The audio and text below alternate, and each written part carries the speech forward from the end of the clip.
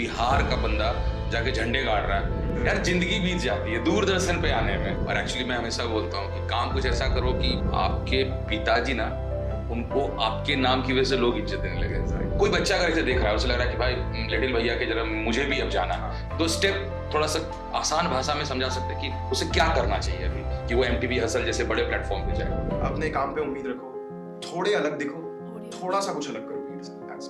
अगर 100 रैपर है तो उनमें तुम अलग कैसे हो, एक USP अपना चाहिए, एक ऐसी चीज चाहिए जो तुमको उन 100 रैपरों से अलग कर देता है। कहानी फिल्मी तभी लगती है जब उसमें अच्छी के साथ थोड़ा स्ट्रगल भी हो, और बिना स्ट्रगल के भैया आदमी कोई बढ़ ना सका आज तक। तो लिटिल भाटिया की कहानी में अगर कुछ रोड़े आए तो रोड़े कब से और कैसे?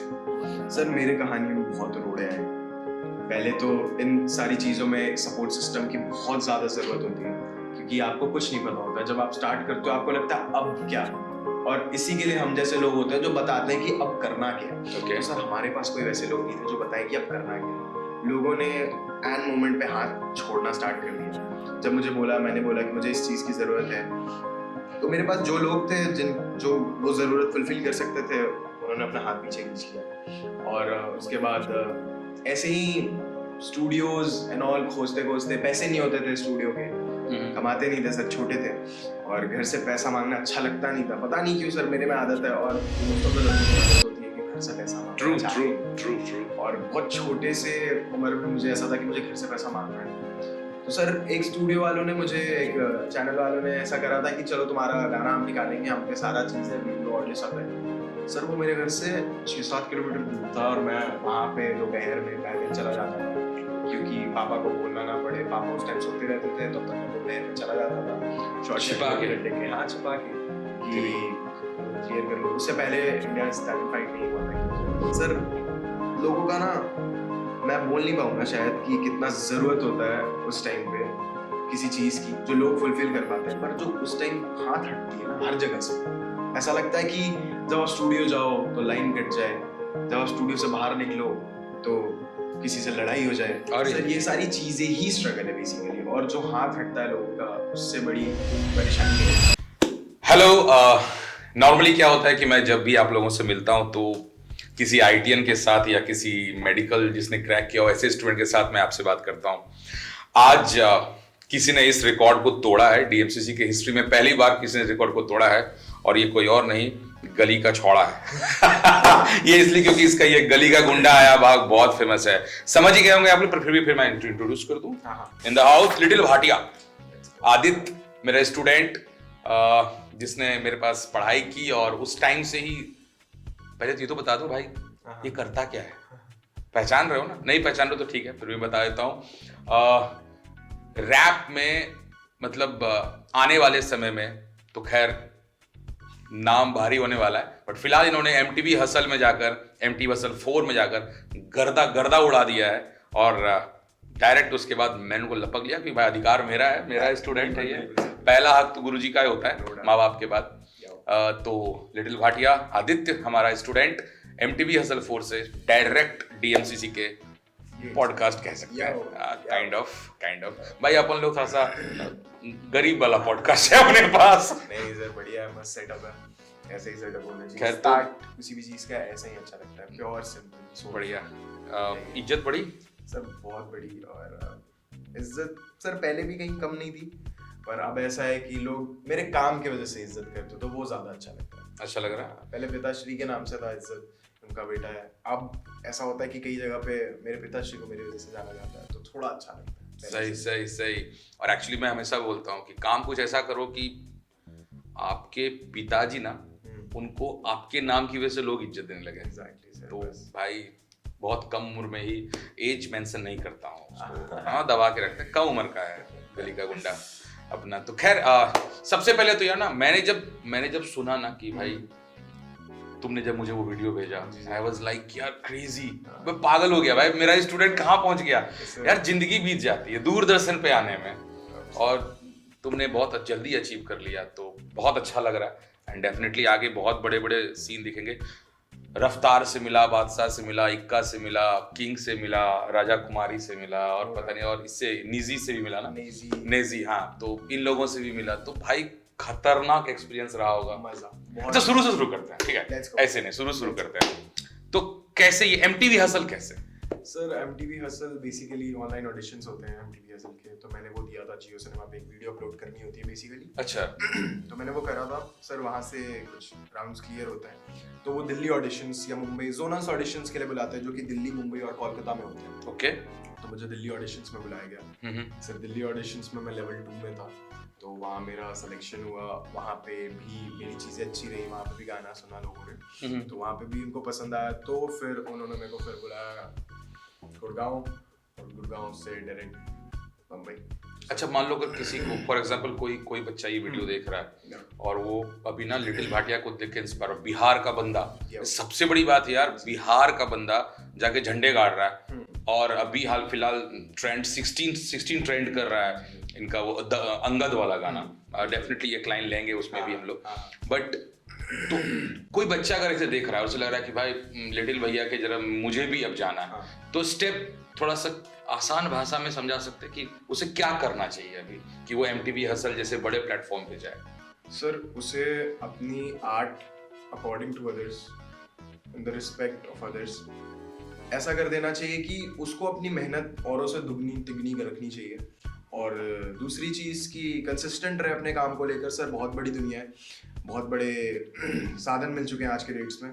फ़ोन है, इंस्टाग्राम रील्स है, गाने बनाए, रिमिक्स करे, गाने डाले, ताकि वो कॉन्स्टेंटली लोगों के नज़र में रहे। बहुत बारी ऐसा होता है कि प्रोडक्शंस के नज़र में खुद आ जाते हैं लोग, तो वो भी हो सकता है कि आप टीम के नज़र में आ जाओ, और जब भी ऑडिशंस हो तो आपका एक नाम और ध्यान पहले रखा जाए कि मैंने इसे देखा है, and he really rap good. तो ऐसा होता है। तो पहला स्टेप यही है कि सिर्फ अपने काम पे उम्मीद रखो, थोड़े अलग दिखो, थोड़ा सा कुछ अलग करो प्लीज, दैट्स इट। अगर 100 रैपर है तो उनमें तुम अलग कैसे हो, एक USP अपना चाहिए, एक ऐसी चीज चाहिए जो तुमको उन 100 रैपर से अलग कर दे, दैट्स इट। काफी सिंपल। और ऐसे ही बहुत सारे बच्चे होते हैं जो कि पढ़ाई और रैप या कुछ और करियर अगर चुनते हैं, तो एक बहुत बड़ा सवाल उनके मन में आता है कि यार पापा मम्मी तैयार नहीं है और कोई सपोर्ट नहीं कर रहा है। ऐसे कंडीशन में खुद को कैसे, क्योंकि ये प्रॉब्लम तुम्हें भी आई होगी। हाँ जी, तो कैसे उसको ओवरकम करे बच्चा, इसको थोड़ा सा। सर बहुत सही है माँ बाप का कहना बेसिकली कि उन्हें थोड़ा डर होता है, थोड़े वो इनसिक्योर होते हैं पहले कि वो अपने बच्चों के बारे में, समझ रहे हो, कि ये इस इनसिक्योरिटी से डील कर पाए। क्योंकि सर उनके वक्त में यही चलती आई ये चीज़ें कि उन्होंने देखा है कि जो पढ़ाई नहीं कर पाया है वो शायद अपनी निजी जीवन में अच्छा नहीं है, अच्छे पैसे नहीं कमा पा रहा है, अच्छे परिवार को नहीं आगे बढ़ा पा रहा है अच्छे तरीके से। तो उन्होंने हमेशा अच्छे सोच के ही ये बातें कही है बच्चों को। और मैं चाहता हूँ कि जो भी ये फेस करते हैं कि उनके माँ बाप उन्हें सपोर्ट नहीं कर रहे हैं, तो यार स्टार्टिंग में ना उनका डर बहुत जायज़ है सर, बिल्कुल बहुत ज़्यादा जायज़ है। तो मैं चाहता हूँ कि तुम कुछ ऐसा कर दो ना जिस फील्ड में तुम्हारा मन है, कि उन्हें एक प्रूफ मिल जाए, एक ना गारंटी पेपर मिल जाए कि चलो ये पढ़ाई से वो चीज़ ज़्यादा अच्छी कर सकता है, और ये उससे पढ़ाई से ज़्यादा पैसे दे सकता है, ये रिकग्निशन दे सकता है या इज्जत दे सकता है। सर बहुत के माँ बाप ऐसे होते हैं, इनफैक्ट सारे ही माँ बाप ऐसे होते हैं, बस समझाने का तरीका किसी का थोड़ा अलग होता है, किसी का, सारे माँ बाप प्यारे ही होते हैं। तो सर ये होता है कि हम ना समझा नहीं पाते, कन्वे नहीं कर पाते उनको अपनी फीलिंग्स की यार मुझे ये करना है और मुझे ये करने दीजिए, ये होना बहुत ज़रूरी है। और मैं चाहूँगा कि आप उनको एक गारंटी पेपर दें, और वो कैसे दोगे, आप अपने काम से ही दोगे। बिल्कुल, आप अपने रील्स अपलोड करो, शायद वो वायरल हो जाए, शायद उनको किसी दूसरे के मुंह से, किसी परिवार वाले के मुंह से सुनना पड़ जाए कि यार आपका बेटा तो बहुत अच्छा गा रहा है, आपकी बेटी तो बहुत अच्छी गा रही है, बहुत अच्छा डांस कर रही है। तो ये बहुत अच्छी चीज़ हो जाती है। तो यहाँ जैसे ही आपको ये गारंटी पेपर उनके हाथ में जाता है, वो भी फिर उसके बाद थोड़े से ओके हो जाते हैं कि हाँ चलो अब मैं अपने बेटे को, अपनी बेटी को उस लेवल पे सपोर्ट कर सकता हूँ। और उन्होंने सपोर्ट में कभी कमी नहीं करी होगी, नहीं करते हैं माँ बाप, बस उनका नज़रिया थोड़ा अलग होता है, थोड़ा झिझक होती है उनके चालों में, क्योंकि उन्होंने कहीं ना कहीं तो हमसे दुनिया ज़्यादा देखी ही है, फॉर श्योर उन्होंने दुनिया ज़्यादा देखी है, तो उनको डर भी ज़्यादा है, बस दैट्स इट। और ये भरोसा लिटिल भाटिया ने कैसे दिया अपने पापा मम्मी को? सर मैंने पहले एक हसल से पहले भी एक टीवी रियलिटी शो करा, इलियास टैलेंट फाइट सीजन 2। तो सर उसमें मैंने करा क्या कि मैंने उसके छुप के ऑनलाइन ऑडिशंस दिए। ओके। और जबकि छुप के ऑनलाइन ऑडिशंस दिए तो मुझे 1 महीने बाद कॉल आ गया कि that you are selected and we want you to come for the ऐसा सेमीज राउंड की जोनल्स राउंड के लिए आ जाओ और देखते हैं अगर आपको टीवी राउंड को बुलाया जाए। तो मैंने बोला कि मैंने फिर मम्मी पापा को बताया कि मुझे एक मौका दीजिए, एटलीस्ट मुझे जाने दीजिए वहाँ पे, अगर होगा तो मैं टीवी पे आऊँगा। उनके लिए भी बहुत बड़ी बात थी कि अच्छा इसको इतना करीब बुला चुके हैं तो देखते हैं क्या होता है। तो सर वहाँ भी बहुतों की भीड़ थी और वहाँ पे भी आई मेड इट। मैंने टीवी जोन क्लियर कर लिया और फिर मैं टीवी पे आने लगा। और जब टीवी पे मैं आ गया तो माँ बाप को पूरा भरोसा हो गया कि वाह तुम टीवी पे देख रहे हैं अपने लड़के को, टीवी पे वो राउंड्स क्लियर, भरोसा बन गया। मतलब भरोसा बनते गया। और सर उसके बाद क्या हुआ ना, वो मेरी बातों को समझना चालू कर चुके थे। मतलब ये नहीं कि वो मेरी बात समझना चालू कर, वो मेरे रैप सुनना चाहते थे, समझना चाहते थे कि अपने रैप में ये क्या बोलता है, क्यों बोलता है। तो ये बहुत बड़ी बात हो गई थी। मेरी मम्मी मेरी पहली लिसनर हो गई थी। मैं गाना लिख के सबसे पहले अपनी मम्मी को सुनाता था। अरे वाह। तो ये सारी चीजें हो गई थी, प्रायोरिटीज बहुत जल्दी चेंज हो गई थी और एक बहुत अच्छे वे में सही। अच्छा ये तो मतलब ये तो ऐसा हुआ ना कि आप अच्छी बातें हो गई। कहानी फिल्मी तभी लगती है जब उसमें अच्छी के साथ थोड़ा स्ट्रगल भी हो, और बिना स्ट्रगल के भैया आदमी कोई बढ़ ना सका आज तक। No doubt. तो लिटिल भाटिया की कहानी में अगर कुछ रोड़े आए तो रोड़े कब से और कैसे? सर मेरे कहानी में बहुत रोड़े आए। पहले तो इन सारी चीज़ों में सपोर्ट सिस्टम की बहुत ज़्यादा ज़रूरत होती है, क्योंकि आपको कुछ नहीं पता होता। जब आप स्टार्ट करते हो आपको लगता है अब क्या, और इसी के लिए हम जैसे लोग होते हैं जो बताते हैं कि अब करना क्या है। Okay. तो सर हमारे पास कोई वैसे लोग नहीं थे जो बताए कि अब करना क्या है। लोगों ने एन मोमेंट पे हाथ छोड़ना स्टार्ट कर दिया। जब मैंने बोला कि मुझे इस चीज़ की ज़रूरत है, तो मेरे पास जो लोग थे जो वो ज़रूरत फुलफिल कर सकते थे, उन्होंने अपना हाथ पीछे खींच लिया। और उसके बाद ऐसे ही स्टूडियोज एंड ऑल खोजते पैसे नहीं होते थे स्टूडियो के, कमाते नहीं थे सर, छोटे थे और घर से पैसा मांगना अच्छा लगता नहीं था। पता नहीं क्यों सर, मेरे में आदत है और मोस्ट ऑफ द लड़कों में आदत होती है कि घर से पैसा मांगना ट्रू। और बहुत छोटे से उम्र में मुझे ऐसा था कि मुझे घर से पैसा मांगना नहीं है। तो सर एक स्टूडियो वालों ने मुझे, एक चैनल वालों ने ऐसा करा था कि चलो तुम्हारा गाना हम निकालेंगे, हम पे सारा चीज़ है, वीडियो ऑडियो सब है। सर वो मेरे घर से 6-7 किलोमीटर दूर था और मैं वहाँ पे दोपहर में पैदल चला जाता था, क्योंकि पापा को बोलना ना पड़े। पापा उस टाइम सोते रहते थे, तब तक मैं दोपहर में चला जाता था शॉर्ट छिपा लेके। हाँ छिपा के कि क्लियर कर लूँ। उससे पहले इंडिया टैलेंट फाइट नहीं हुआ था क्योंकि, तो वो सब करिए। सर लोगों का ना, मैं बोल नहीं पाऊंगा शायद कि कितना ज़रूरत होता है उस टाइम पे किसी चीज़ की, जो लोग फुलफिल कर पाते हैं, पर जो उस टाइम हाथ हटती है ना हर जगह से। ऐसा लगता है कि जब आप स्टूडियो जाओ तो लाइन कट जाए, जब आप स्टूडियो से बाहर निकलो तो किसी से लड़ाई हो जाए। सर ये सारी चीज़ें ही स्ट्रगल है बेसिकली, और जो हाथ हटता है लोगों का उससे बड़ी परेशानी कहीं नहीं आती है। और भी बहुत चीज़ें देखी है सर। पैसे नहीं है बटुए में, बटुआ कभी रखा नहीं, पैसे इतने ही थे कि सिर्फ वो जेब में अट पाए चिल्लर शोर कर पाए। वो कहते हैं ना कि एक वो है ना, वो छोटी सी पंक्ति है जिसमें कि कहते हैं कि गिरना भी जरूरी है, औकात का पता चलता है, बढ़ते हैं जब हाथ उठाने को तो अपनों का पता चलता है। क्या बात है। तो मुझे लगता है कि शायद ऐसी कुछ चीजें होती है सबके साथ। बिल्कुल। जब आप गिरते हो तो कौन तुम्हें सपोर्ट कर रहा है, कौन कह रहा है नहीं भाई हो जाएगा तेरे से, कर ले। सर इन सब चीज़ों में मेरे भाइयों का बहुत बड़ा हाथ है सर। गुड। मेरे भाई अगर आज नहीं बोलते तो शायद मैं रैप स्टार्ट नहीं करता सर। मेरे भाइयों का बहुत बड़ा हाथ है। और सपोर्ट सिस्टम सर अगर हो तो मेरे भाइयों जैसा, और ना हो सर, हर वो पॉसिबल चीज़ करी जो वो कर सकते थे। चाहे वो मुझे कहीं लेके जाना हो, किसी बैटल में लेके जाना हो, दूर तक किसी साइफर में लेके जाना हो, किसी शो में लेके जाना हो, सर ये सब। अच्छा जिनको नहीं पता, थोड़ा साइफर क्या है जरा समझा सर। साइफर वो होता है जहाँ पे बहुत सारे रैपर या हिप हॉप हेड्स जो होते हैं वो आते हैं, गैदर होते हैं एक जगह पे, सब अपना अपना आर्ट शोकेस करते हैं। जो भी वो हिप हॉप के टुवर्ड्स बेंड होते हैं वो लोग अपना आर्ट शोकेस करते हैं, कि माहौल बनाते हैं, लोग अट्रैक्ट करते हैं, इंटरैक्ट करते हैं। That's it. यही है साइफर। साइफर में लोगों का होना बहुत ज़रूरी है। जो रैपर अभी स्टार्ट कर रहे हैं या जो रैपर रैप करते हैं और आगे करना चाहते हैं, उन्हें साइफर्स में जाना बहुत ज़रूरी है, क्योंकि इंडोर गेम्स बहुत लोग अच्छे खेल लेते हैं, आउटडोर गेम में सबका हाथ देखना ज़रूरी है। सर होता है ना कि हमने पारी देख के डिसाइड करी कि हमारी पारी कैसी हुई। ओहो क्या बात है भाई, हमने पहले देख डायलॉग मारता है एक नंबर। सर हमने पहले पारी डिसाइड देख ली, अरे यार यहाँ तो 140 ही रन लगे हैं, आराम से खेलेंगे। विकेट है अपने पास, 10 विकेट है, आराम से खेलते 140 रन 7 रन मारते हैं। ये होना बहुत जरूरी है। आपको ये देखना पड़ेगा बाहर रैपर कैसे है, पर इसका मतलब ये नहीं कि आप अपनी मेहनत कम कर दोगे। बाहर रैपर वैसे मिल जाते हैं जो दिखा देते हैं कि भाई मेहनत बढ़ानी पड़ी। आपने पहले देख लिया कि भाई 160 रन लग चुके हैं, तेज कर दो, बल्ला उठा दो जोर से, वहां होती है चीजें। अभी एमटीवी हसल में गए तो भाई इंडिया भर के एकदम रॉ जो टैलेंट है वो मिला, फाइनेस्ट है ना। और वो जब आपको मिले एमटीवी हसल में, तो वहां खुद को कैसे मतलब कैसे समझा, कैसे जाना कि नहीं मेरे में भी दम है भाई। सर पहली बात तो कि वहां मोस्ट ऑफ द फेसेस पहले से फेमस थे। सही, most of the famous, India's fastest, you know, India's fastest, I think वो डेविल द राइमर भाई। सही सही सही। अरे यार क्या क्या गजब का वो उसका निकलना भी मेरे लिए बहुत ये था। अच्छा मैं आपको बता दूं, थोड़ा सा मैं रोकूंगा। हाँ जी।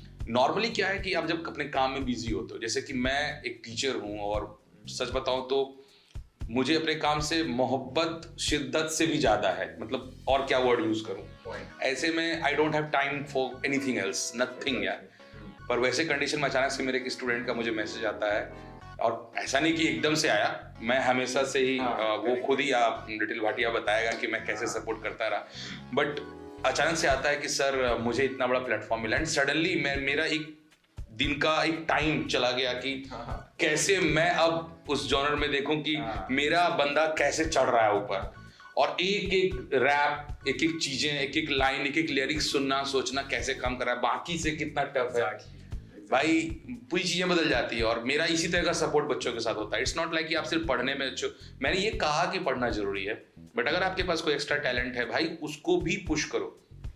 मैं इस बात को बहुत अच्छे से समझ सकता हूँ कि एक्स्ट्रा करिकुलर एक्टिविटी कितना जरूरी है लाइफ में। बहुत जरूरी है सर। आपने हमेशा मेरे को सपोर्ट ही करा है इस चीज को लेकर कि भाई अगर तू रैप करता है then do it, go all in. तो ऐसे टीचर्स, ऐसे लोग होने आसपास बहुत से। मुझे तुम्हारा वो वाला चीज बहुत मतलब लगा कि यार अपने से ही बोलेगा ये, वो जो फादर वाली बात। हाँ, मैंने बोला था सर को कि जब मैं फेयरवेल कर रहा था अपने कोचिंग में, तो मैंने बोला था कि सर अगर इनफैक्ट ऐसा कभी हो कि मेरे पिताश्री की तबीयत थोड़ी खराब हो जाती थी बीच बीच में और थोड़ी खराब रह रही थी, तो मैं कहा था उनसे यही बात कि सर अगर मैं शायद उनको गले ना लग पाऊँ अगर मेरे कामयाबी के बाद, या फिर शायद थोड़ी देर हो जाए मेरी कामयाबी के बाद, तो मैं सर आपके पास जरूर आऊंगा, सेम करना तो मुझसे। और ये सर बहुत बड़ी बात थी। बहुत। और ये कितना चौड़ा करता है, तो आप समझ सकते हो मेरे लिए मेरा स्टूडेंट लाइफ, मैं कुछ नहीं हूँ यार इनके बिना। आज इंडिया में फेमस हो चुका है मेरा स्टूडेंट, ये सोच के लगता है मैं फेमस हो गया हूँ यार। आज लिटिल भाटिया का गाना 16 पे ट्रेंड कर रहा है, #16 पे जाओ देखो ट्रेंड कर रहा है, और वहां पर मैं सोचता हूँ मैं ट्रेंड कर रहा हूँ। बहुत बड़ी चीज है। तो खैर जब आप पहुंचते हो उस लेवल पे और वहां पे तुम भाई एक सचिन बैठे हैं, नो डाउट, उधर आप भी एक जाते हो धोनी काइंड ऑफ, बिहार का फेस। तो बिहारी होना कितना सपोर्टिव है और कितना प्रॉब्लमिक है? सर सबसे बड़ी बात कि मेरा बिहारी होना ही एक सबसे बड़ा यूएसपी था। मेरे पास अपने लैंग्वेज, अपने मिट्टी का सपोर्ट था सर। Very good. मैं वहां से स्टार्ट किया। मेरी यूनिक चीज ये थी कि मैं अपने लैंग्वेज को बहुत अच्छे से ब्लेंड करता था फ्लोज के साथ, तो वो एक बहुत यूनिक फीचर था। तो जब मैं उन 20-25 धुरंधरों के बीच गया तो मुझे पता चला यार ये तो बहुत ही ऊपर के हैं, पर मैंने जब अपनी कलाकृति उनको दिखाई कि भाई मैं भी ये कर। एक मिनट, 20-25 करोड़ों में उनको बीट करके फिर टीवी पर आना। I can continue. तो फिर उन 20-25 लोगों को जब मैंने अपनी चीजें सुनाई कि सर मैं ये करता हूँ, भैया मैं ये करता हूँ, दे बी लाइक भाई तो ये भी करता है, बहुत तगड़ा है, तू तो ये करता है, तू तो वो करता है, तू ये भी कर लेता, तू R&B कर लेता है, तू हार्डकोर कर लेता है, तू फ्यूचरिस्टिक म्यूजिक बना लेता है। और मुझे वो चीज अमेज कर गई कि यार इन्हें मेरा क्राफ्ट इतना पसंद आ रहा है, मतलब मैं भी हूँ कहीं पे। और फिर मैंने भी उस चीज को रिस्पेक्ट देना चालू कर दिया, क्योंकि they were giving me the same respect कि भाई तू बहुत तगड़ा है। और इसके बाद मैंने खुद की नहीं पर अपनी आर्ट की इज्जत रखी। मैं उसको उतना ही बढ़ाते रहा और मैं अपने आप को उतना ही चौड़ा रखता रहा कि भाई मुझे नहीं, अगर एज एन इंसान तो एज एन आर्टिस्ट मेरे आर्ट को इज्जत मिलनी चाहिए। और ये बहुत जरूरी है, आर्टिस्ट को इज्जत मिलनी चाहिए, आर्टिस्ट को खुद की आर्ट की इज्जत करनी चाहिए, बहुत स्पेसिफिक होना चाहिए अपने आर्ट को लेके, और बहुत जरूरी है ये। ट्रू बहुत जरूरी। रफ्तार जूनियर रफ्तार के नाम से भाई बहुत फेमस हुआ। इक्का ने तो सीधे कहा भाई क्या कुंजू भाई, कुंजू भाई कुंजू बचपन भाई का नाम था रफ्तार के बचपन का नाम कुंजू भाई। तो कुंजू भाई जूनियर कुंजू जो है जूनियर रफ्तार, ये टैग मिला, हाँ जी। तो ये कैसा लगा? अच्छा लगा या फिर ये है कि भाई तो चैलेंजेस बढ़ गए मेरे लिए? नहीं सर, बताता हूँ कैसी फीलिंग थी। पहले तो मुझे जब बोला गया यार मैं रफ्तार भाई के जैसा लग रहा हूँ, तो आई वाज लाइक तुम्हें तो पता ही होगा।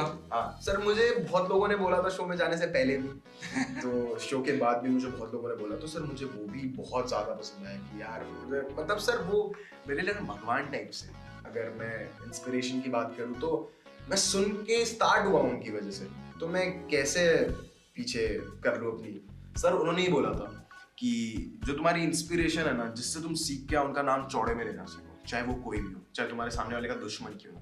और रफ्तार भाई ऐसे हैं अब मेरे लिए।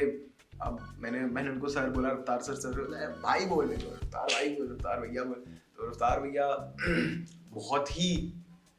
बहुत ज्यादा क्लोज हो गए अब तो। मुझे वो वाला सीन बहुत अच्छा लगा जब रफ्तार ने ना उठ के स्टेज पर आके सीने से लगाया भाई, वो तो और इक्का ने पिक लिया।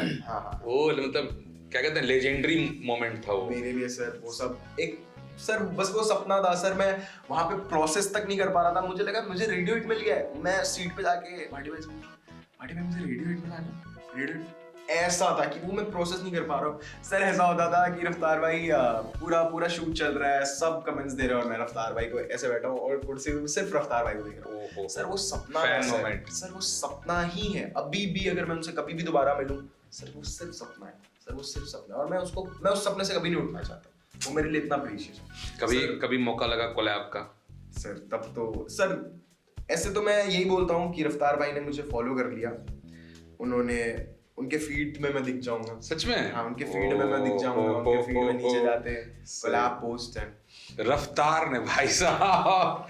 तो भाई अभी मैं कहता हूँ कि जीत गया मैं, पर यही है कि कभी किसी जीत पे रुकना नहीं है सर, पूरी दुनिया जीतने निकले। तो इन दी एंड अगर वो हो गया तो शायद वो मेरे लिए आखिरी जीत होगी और सबसे बड़ी जीत होगी। नहीं, वैसे मुझे लगता है कि तुम इससे भी अधिक चीजें हासिल करोगे सर। एक मेरी गट फीलिंग ये कहती है ना कि एक देखो ये चीज कुड भी एक वो हर्डल हो सकता है, वो माइलस्टोन हो सकता है कि आप रफ्तार भाई से जाके मिलो, मे बी आप बादशाह के साथ भी कोलैब करो, डेफिनेटली। पर मुझे लगता है कि एक दिन ऐसा भी होगा कि वो लोग चाहेंगे कि मैं कोलैब करूं सर। मैं क्या ही बताऊं लिटिल भाटिया से, बिकॉज यार मुझे लगता है तुम्हारा क्राफ्ट बहुत बड़ा है, वो लोगों को दिखना शायद अब शुरू होगा, शायद। जो आपके चाहने वालों को तो पहले से पता था, और अब चूंकि है कि कह सकते हैं कि यार अब तो फेमस हो गया तो बोलना आसान है, बट भाई वो दिखता है और वो चीज भविष्य में भी और दिखने वाला है। बट ठीक है, तो रफ्तार काइंड इस तरह का है ना। नंबर मिला रफ्तार भाई का?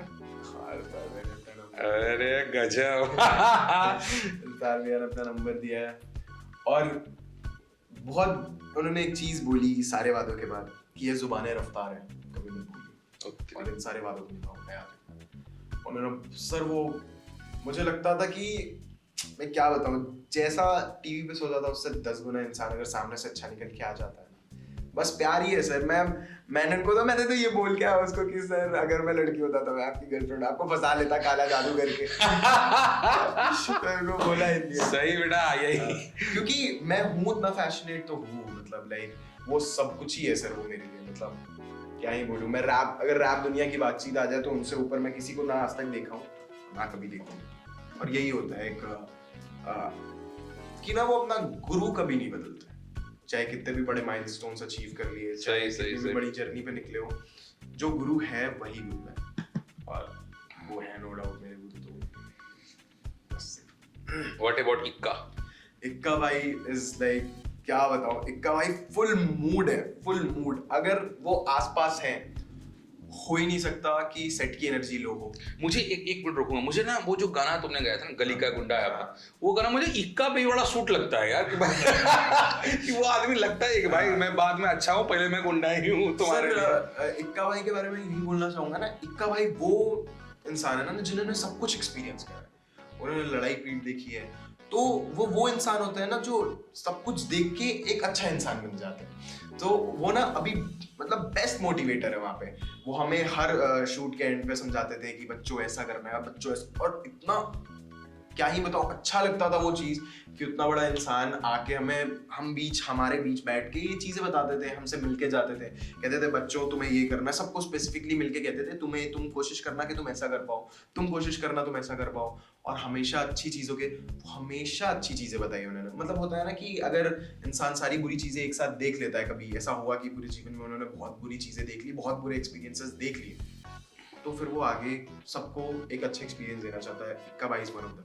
इक्का भाई के लिए जितना बोलूँ उतना रिस्पेक्ट करूँगा। वो बहुत ही बड़े दिग्गज इंसान है और बहुत ही प्यारे इंसान है, बहुत ज्यादा प्यारे। सही। और ये जो पूरा अपना जो क्या कहते हैं उसको, क्या बोलते थे, हाउस बोलते थे उसको, जिसमें डीनो भाई थे और बाकी लोग, स्क्वाड। हाँ, तो उन सारे स्क्वाड में तो ऑब्वियसली सभी का अपना अपना था। सबसे क्रिटिकल कौन लगा, मतलब भाई कि ये इसके हाथ से नंबर लेना यार छठी का दूध याद दिला देगा, ये एक एक नंबर में तरसा देता बंदा ये। सर मेरे को तो डीनो भाई से लेने नहीं पड़ते थे, ऑब्वियसली डीनो भाई के स्क्वाड में था।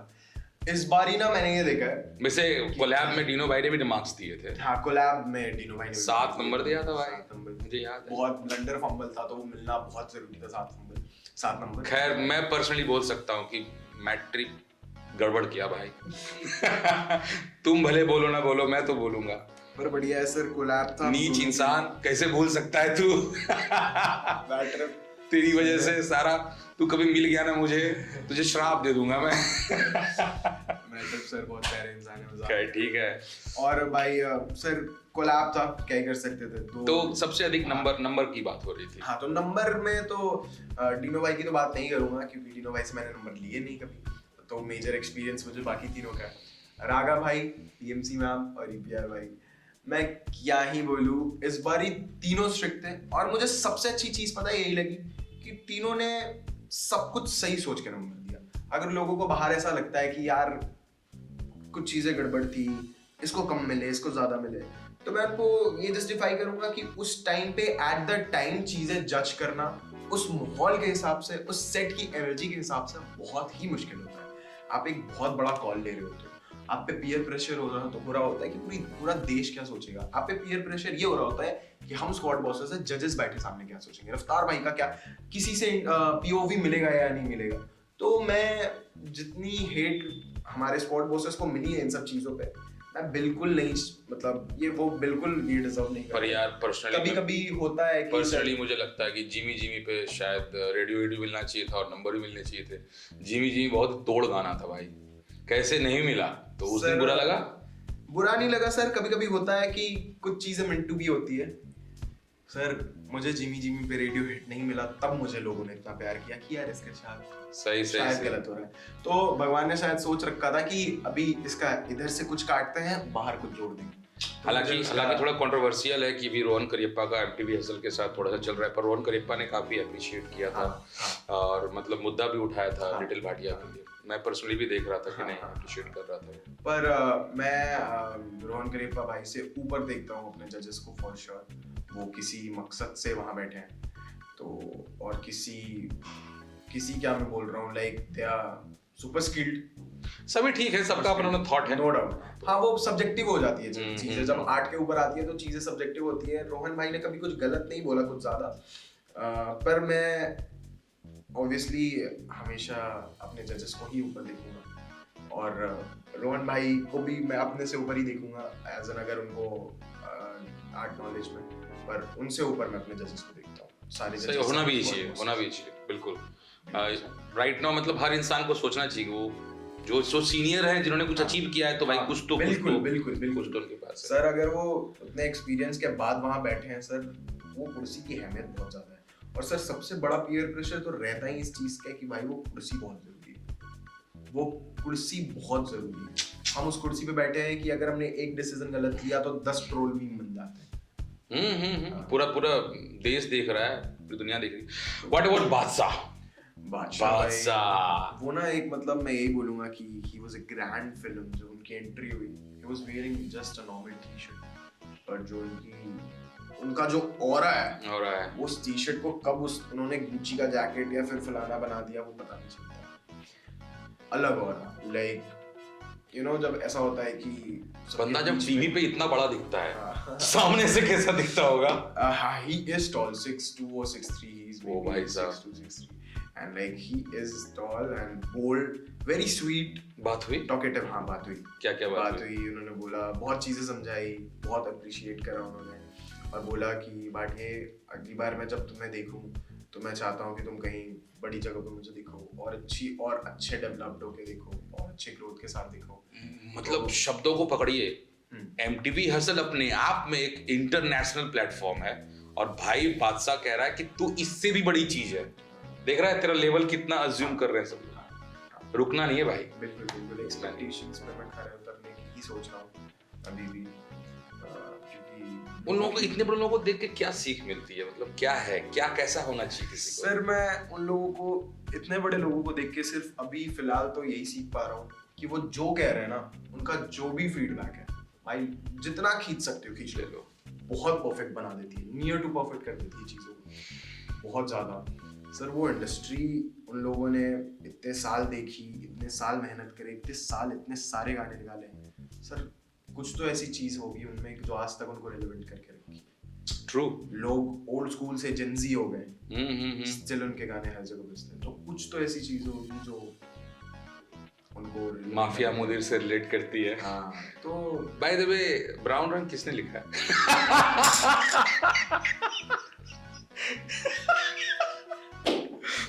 मैं अपनी शक्ल छुपाना चाहता हूँ.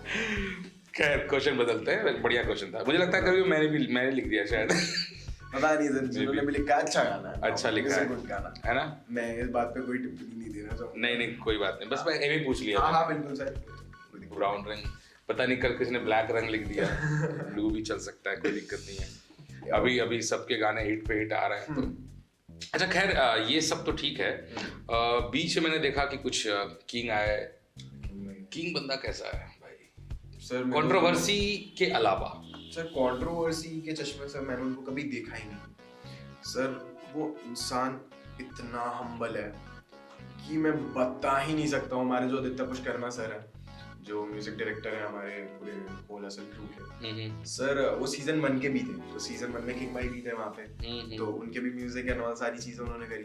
सर मैं यही चीज देख रहा था कि जैसे ही आदित्य पुष्करना सर आया, उन्होंने स्टेज पे आया, उनके पाँव छुए. सर ये कितनी हम्बलनेस, सही बात शो करती है, और हम जैसे छोटे आर्टिस्टों को कितना फैसिनेट करती है डिसिप्लिन होने का.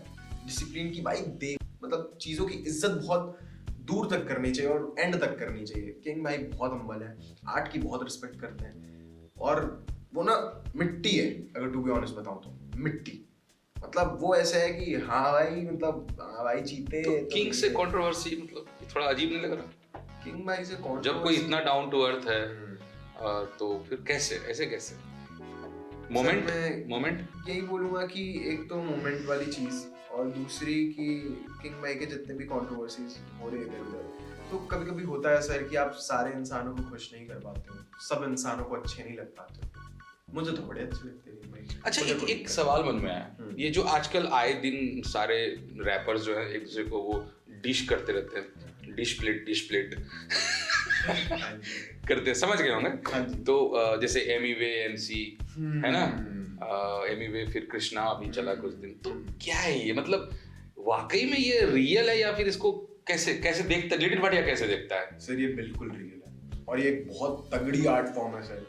सर हम आर्टिस्टों ने ना मारपीट छोड़ के कलम उठाई ताकि हम सब चीज अपने कलम के थ्रू कर सकें. तो लड़ाई भी कलम के थ्रू. तो ये रियल चल रही है? बिल्कुल रियल चल रही है. वो पैसे जो दिखाए जा रहे हैं, मतलब वो रियल है?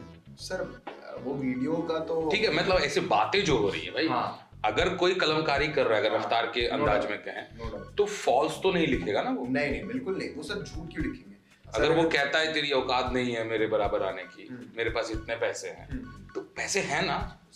ऐसे तो बिल्कुल है, रैपर्स बहुत पैसा कमा पा रहे हैं. एग्जैक्टली, अभी हैशटैग यही मुद्दा चल रहा है कि रैपर्स पैसा कमा रहे हैं. सर बहुत ज्यादा.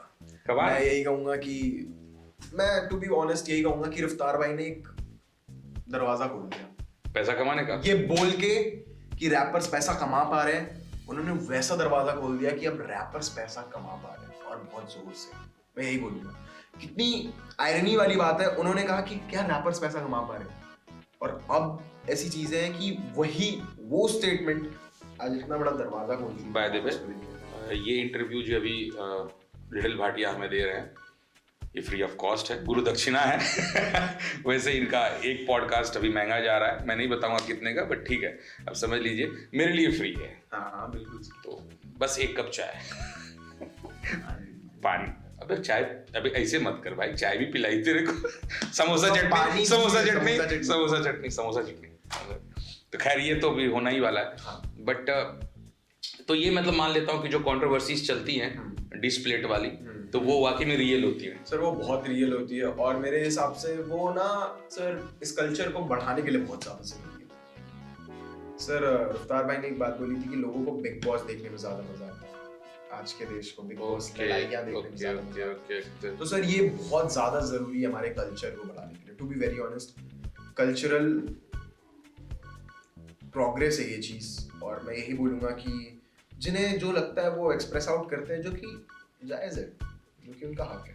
तो अच्छा, अभी जैसे कि इंडिया में इतने सारे फेमस रैपर, कृष्णा एक तरफ, डिवाइन तो खैर अलग ही लेवल पे है, एमी वे बंटा ही है। मैं उनकी सेकंड लाइनर की बात कर रहा हूँ। फर्स्ट लाइन में आते हैं हनी सिंह, बादशाह, मेरे हिसाब से रफ्तार, ये सब फर्स्ट लाइन में आते हैं। सेकंड लाइन की बात कर रहा हूँ तो एमी वे बंटा है, MC Stan है, MC Square भी इधर चल रहा है, कृष्णा है, किंग है।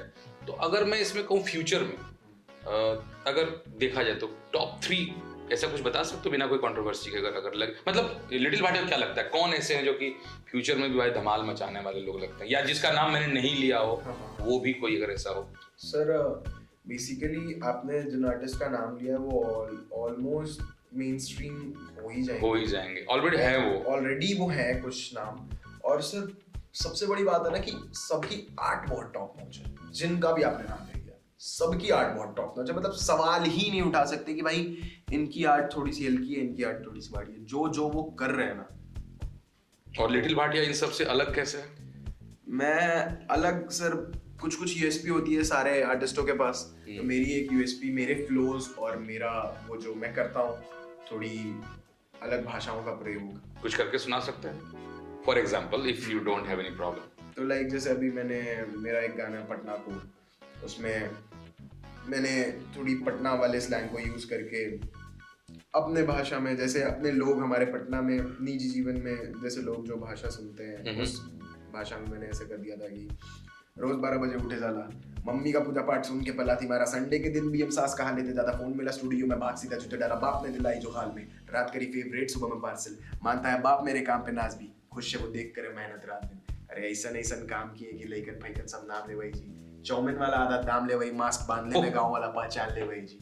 तो दिस इज द शिट जो मैं करता हूँ। और ये है कि ये मेरे लोकल लैंग्वेज को रिप्रेजेंट करती है, ये मेरी यूएसपी है, और ये बहुत पुराना गाना है, और बेसिकली अब जो चीजें आने वाली है वो और भी ज्यादा अनएक्सपेक्टेड होगी लोगों के लिए कि भाई ये क्या हो रहा है। तो अभी जैसे कि मुझे लिटिल भाटिया ने कहा कि रफ्तार भाई के हिसाब से कंट्रोवर्सी बिकती है, ठीक, तो क्या लिटिल भाटिया भी भविष्य में कुछ कंट्रोवर्सी करेगा सर? क्योंकि जब बिकती है तो फिर बहुत लोगों के लिए सर कंट्रोवर्सीज इंटेंशनल होती होगी, मैं वैसा इंसान नहीं हूँ कि कंट्रोवर्सीज इंटेंशनल कंट्रोवर्सीज में फंस जाऊँ। मुझे पुष्कर सर ने एक बहुत बड़ी और अच्छी बात बोली थी कि यार जब किसी के लड़ाई से घर चले तो फिर क्या घर चले। क्या बात है यार, किसी लड़ाई की आग से किसी का चूल्हा जल जाए तो फिर उस खाने में मजा नहीं, उस खाने में स्वाद। तो मैं वैसा हूँ नहीं कि इंटेंशनल करूँ ये सब कंट्रोवर्सीज, पर अगर हाँ मेरा मन करेगा, मेरी किसी से आपसी झड़प होगी कभी इन फ्यूचर, जो मैं सबसे बना के रखता हूँ, तो मुझे नहीं लगता कि होगा, पर अगर कभी ऐसा हुआ तो कर देंगे, लिख देंगे। क्यों नहीं, लिख देंगे, बिल्कुल नसीब लिख देंगे। सर खैर यो उसके बारे में क्या है सर? बढ़िया, बहुत तगड़ा बात हुई यो हनी सिंह सर, फोदी के थ्रू थोड़ा सा। हाँ, और क्या है कि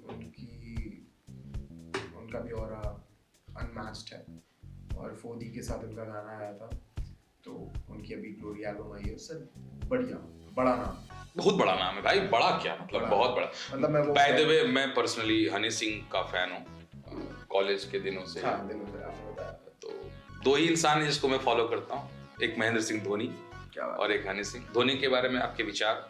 सर क्या ही बोलूं सर, धोनी एवरीवेयर। रैप में भी घुस गया। नो डाउट सर, मैं आपको बताता हूँ, मैं तो रैप से पहले क्रिकेट खेलता था। तो धोनी सर के बारे में क्या ही बोलूं, मतलब वो हम बिहारियों के लिए तो वैसे ही जान है, वो देसी लोगों के लिए, बिहारी झारखंड लोगों के लिए यार ये तो अपना ही, ये तो अपना है पूरा। और दूसरी बात की सर, वो once in a life player है, कभी आया ही नहीं है ऐसा प्लेयर, और कभी आएगा भी नहीं। उन्होंने कहा है कि कल को कोई आएगा जो मुझसे अच्छा खेलेगा। वो तो ठीक है, पार्ट एंड पार्सल है, वो चलता है। पॉसिबल ही नहीं है डूड, अभी भी कहता हूँ। वो एक मीम है ना, पंकज त्रिपाठी सर कहते लिख के देता हूँ, कोई नहीं है। वही कोई नहीं है, never ever. Dhoni for sure अच्छा लड़का है, अच्छा लड़का।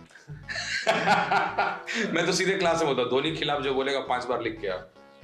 5 बार लिखने से याद आया, मैंने पनिशमेंट दिया हुआ है और आदित्य भाई ने भी होमवर्क किया हुआ है। हाँ, कर रहा है केमिकल काइनेटिक्स। एक रैप लिखना भाई, इस पर गुरुजी दे देते होमवर्क।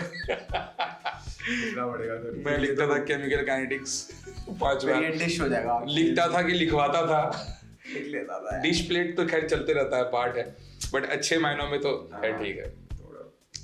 खैर ये अलग चीज है, बट हाँ खैर। और आगे के प्लान्स? आगे गाने ड्रॉप करना है सर, जनता को जो मुझसे उम्मीद है वो दिखाना। अभी भाई तो बहुत फेमस हो गया तू, तो आगे का जो प्लानिंग है वो मतलब बहुत सॉलिड होना चाहिए। बिल्कुल। तो कुछ है ऐसे लश्कर अपने तब तक तीर वगैरह कुछ? सर अपने पास तीर तो सर मैंने यही सोच के रखा है ना कि हमारा जो कदम है ना, अंगद कदम है। अंगद कदम ही है। ओ भाई अंगद गाना बहुत मेरा फेवरेट है भाई। Thank you so much. मेरा फेवरेट गाना अंगद, मुझे एक बार सुनना है। अंगद खास करके वो वाला जो मंत्र पता नहीं क्या बोलता है, तो भाई खतरनाक है वो जो आपका मंत्र फेवरेट पार्ट है। हाँ बहुत खतरनाक है। चबी मेरी शंकर लपसनी बली बातें जाने मेरा अंगद बलतनी मनी हरकत बड़ा मन चल परिक्रमा लगा लो मेरे माँ बाप सब राहत जहां मिली राम रख शक्कर पालन चाल रखा मार्गदर्शन 52 बार के हल्का हाथ संगार के रेखा लांगन पर। भाई खतरनाक यार, किधर से लाया तू ये? किधर से लाया रे सर? बहुत जबरदस्त है ये। कम सो नेचुरली सर, मैं गाने भगवान की दया दृष्टि से बहुत नेचुरली लिखता हूँ, बिना कुछ सोचे समझे, बिना कुछ प्लान किए हुए कि मैं इसको इस तरह से ऑपरेट करूंगा। ये राइट नाउ अगर देखें तो बिहार का नंबर 1 रैपर तो तू ही है फिलहाल, MTV हसल के हिसाब से। मतलब ठीक है, पहले श्लोका ने भी पहले अच्छा काम किया है और फाइनलिस्ट रह चुके हैं श्लोका भाई, बट बिसाइड दैट अगर देखें तो या रफ्तार भाई ने कह दिया कि यू आर वन ऑफ, और डीनो भाई ने भी कहा है कि यू आर बिहार्स फाइनेस्ट, फिर डी मैम ने भी कहा यू आर बिहारी फ्लाइस्ट। सही तू है। अभी तो फिलहाल मतलब मैं बिहार यूपी झारखंड इधर आसपास के जो 3-4 एडजेसेंट राज्य हैं, स्टेट्स हैं, उन सब के बीच में नंबर 1 रैपर के साथ मैं बात कर रहा हूँ, मेरे लिए बहुत बड़ी बात भाई। तो बड़ा आदमी है तू। पर मेरे लिए तो नीच ही रहेगा। मेरे स्टूडेंट मतलब मैं अपने स्टूडेंट को जब बहुत प्यार करता हूँ तो मैं उसे नीच बोलता हूँ, बिकॉज उच्च कैरेक्टर वाले ही मेरी नजर में नीच होते हैं। ये अलग डेफिनेशन है, इसको थोड़ा समझाना थोड़ा ये क्लास की बात है। मेरे क्लास में जब एंट्री मारी थी आदित्य भाई ने, तो कान में पूरा बाली में इसका नाम दिया कनबाली, नाखून बड़े, एक में नेल पॉलिश लगी हुई, भाई साहब अंगूठी वगैरह बहुत सारे। मैं बोला यार ये विद्यार्थी कम लफुआ ज्यादा लग रहा है, कौन है ये? नेल पेंट तो बैन निकल गया था, मैं सो रहा था, मेरे को दिखा भी नहीं, मैं सुबह से ऐसे ही आ गया। सुबह एक तो उठना हमारे लिए रैपर्स के लिए पहाड़ है, मतलब वो उठ गया, वो मतलब एक जीवित हो गया, मतलब मैं मर के दोबारा, यही होता है। और अब एक लास्ट मतलब क्वेश्चन ये है कि बुरा लग रहा है एलिमिनेट होकर? सर सपना तो मुझे तो बहुत लग रहा है यार, मतलब मैं रात भर सोया नहीं हूँ, to be very honest.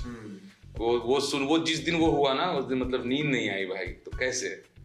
Sir fumble तो था। खैर जिस गलती मैं बोल सकता हूँ, आपको नहीं बोलना, ना बोलो। मैं जानता हूँ ये मैट्रिप की गलती थी, नाम में भी मैडम पागल है, वो पढ़ा लिखा होता तो ये दिन ना देखने पड़ते तेरे चक्कर में यार। ये मेरा लिटिल भाटिया, खैर मैं सच बता रहा हूँ, जिस दिन मिल गया ना तो तेरे को श्राप दे दूंगा ना, बस मिल जाइयो मुझे। तू किसी शो का उसका मुझे बता देना एड्रेस, में जाऊंगा स्पेशली मिलने उससे, वहीं उधर ही पहुंच के ही मुलाकात होगी। प्यारा बंदा पर ठीक भाई है। प्यारा अपनी जगह है, मैं कहाँ कह रहा हूँ नहीं है, पर उसने मतलब तेरे से क्या दुश्मनी थी भाई? खैर तुम लोग कोलैब में थे। हाँ सर, उसके चक्कर में तुम भी यार चुप हो गए, बुरा लगा मुझे। सर क्या मैं तो फिनाले देखने के मूड में था, सर मैं खुद फिनाले देखने के मूड में था, इवन मैं सबके गुड बुक्स में था, जनता को भी मैं डिसअपॉइंट नहीं कर रहा था कहीं से भी। बट फिर मुझे लगता है कि यार अरिजीत सिंह मुझे याद आता है, फेम गुरुकुल नाम का एक प्रोग्राम आया करता था, अच्छा और अरिजीत सिंह उसी का एक हिस्सा था, और वो वहां से एलिमिनेट हो गया था। अच्छा जावेद अख्तर, शंकर महादेवन, ये लोग उसके जज हुआ करते थे, उन्होंने काफी भरे मन से उसको एलिमिनेट किया था, if I am not wrong, okay अगर मे बी मैं गलत हो सकता हूँ। वो बहुत पहले आया था, और अगर वो बंदा वहां से एलिमिनेट होकर इंडिया नहीं वर्ल्ड लेवल का सिंगर बन सकता है, इंडिया का तो नंबर 1 सिंगर है वो, तो भाई लिटिल भाटिया भी कुछ तो खतरनाक करेगा। और मुझे लगता है कि it doesn't mean that if you win always you will become successful, doesn't mean.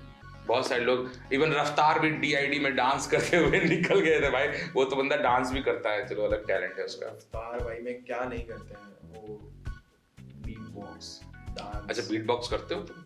मैं तो उतना नहीं कर पाता हूँ, मैं तो वहाँ पे जो अपने जो लोगों से सीखा हूँ थोड़ा।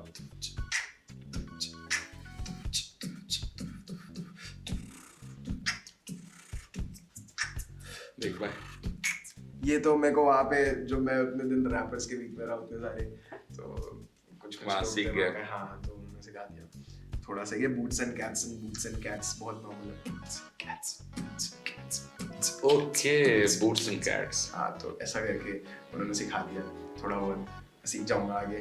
पर हाँ तो यही है, और रफ्तार भाई तो बहुत ही ज़्यादा टैलेंटेड है बंदा, मतलब ये सारी चीज़ें क्वालिटी तो मैं ऐसे है, मतलब इनहेरिट है लगता है ऐसा चीज़ से। और अपने जो MTV हसल 4 के जितने भी अपने साथी संगी थे जिनके साथ आप हसल कर रहे थे, आपको क्या लगता है उनमें से कौन ऐसे 2 हैं जिनको कि आप फ्यूचर में देख रहे हो कि काफी ब्राइट फ्यूचर है इनका आपके हिसाब से? सारे अच्छे हैं, बट ठीक है फिर भी 2। सर मेरे फेवरेट बता देता हूँ, मेरे फेवरेट लश्करी भाई थे, पर मेरे फेवरेट अजितेश भी। बड़ी बातचीत इंडस्ट्री के लोगों से, ओके वेरी गुड यार। ये और दोनों दूसरा मेरे- कौन? अजितेश भैया, अजितेश भाटी भैया। अच्छा भाटी भाटी भैया, भाटी, वो तो सब सही गाता है यार, मतलब वो मोस्ट फेवरेट है मेरे।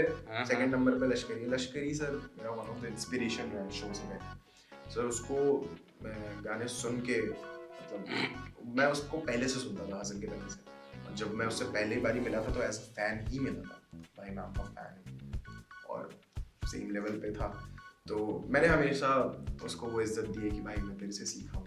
आज चाहे तू बहुत अच्छा दोस्त है मेरा, आज चाहे तू मेरे जाने पे रो रहा है, पर आज भी मैं एज अ फैन ही विदा कर रहा हूँ। और भाटी भैया से अच्छा कंपोजर नहीं देखा, अच्छा सिंगर नहीं देखा, और मैं सच बता रहा हूँ उनका जैसे दिमाग चलता है कंपोजिशंस एंड ऑल में नहीं चलता भाई लोगों का।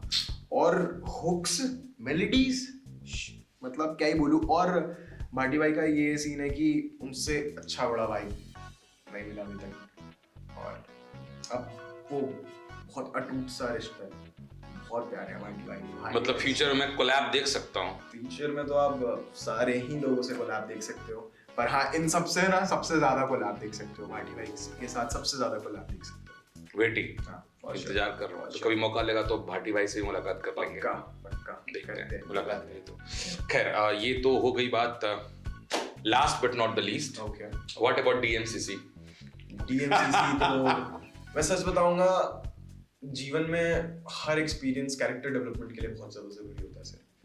DMCC वो एक बहुत बड़ा अचीवमेंट था मेरे कैरेक्टर डेवलपमेंट के लिए, to be very honest. Farewell के दिन जो चीज़ मैंने सीख ली ना, और जो एक्सप्रेशन, फेस एक्सप्रेशन शायद वहाँ से मुझे निकल, आपने देख लिया होगा मेरे चेहरे पे, वहाँ से जो कॉन्फिडेंस लेके जा रहा था मैं, वहाँ से जो ये चीज़ लेके जा रहा था कि हाँ अब पढ़ाई के अलावा ये भी करूँगा। सर ने मेरा कॉन्फिडेंस बूस्ट अप करा था कि भाई पढ़ाई तो सही है, देखो पढ़ाई के अलग आईने से भी देख रहा हूँ और तू उसमें खरा उतर जा।